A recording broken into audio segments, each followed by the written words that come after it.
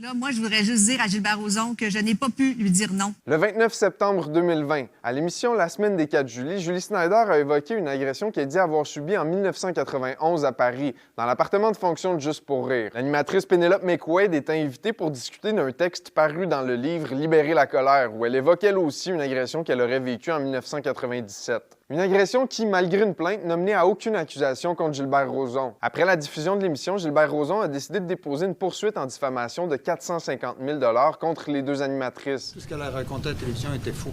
Il les accuse d'avoir tenu à son sujet des propos calomnieux, vexatoires et gravement diffamatoires. Et là, au cours des derniers jours, il y a une entente à l'amiable qui a été signée entre les trois parties.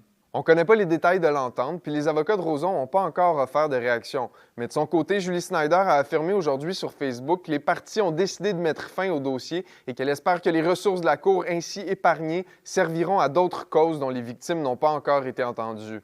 Pénélope McQuaid a quant à elle réagi par voie de communiqué. Elle dit « Mon combat judiciaire, commencé il y a près de 10 ans, prend fin aujourd'hui. Pour moi, c'est un chapitre important qui se clôt et je ressens un soulagement indescriptible. » On pense que c'est la meilleure chose qui peut arriver lorsqu'on est dans un dossier de cette nature-là. Vous dites que c'est une bonne chose. Pouvez-vous m'expliquer ça?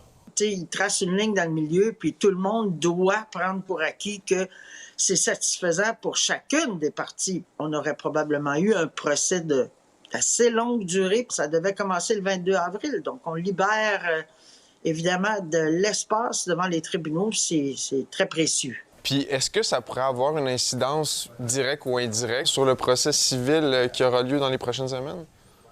Absolument pas. Du tout. C'est deux choses totalement différentes.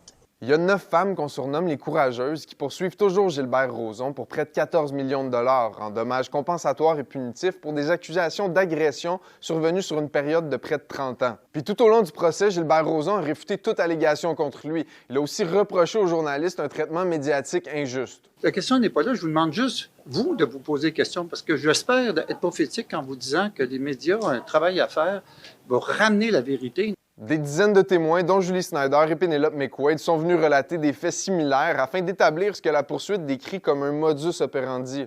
Il y a aussi plusieurs témoins défendant Rozon qui ont plaidé en sa faveur. Le procès s'est terminé le 25 septembre dernier et la juge Chantal Tremblay devrait rendre son verdict d'ici la fin du mois d'avril.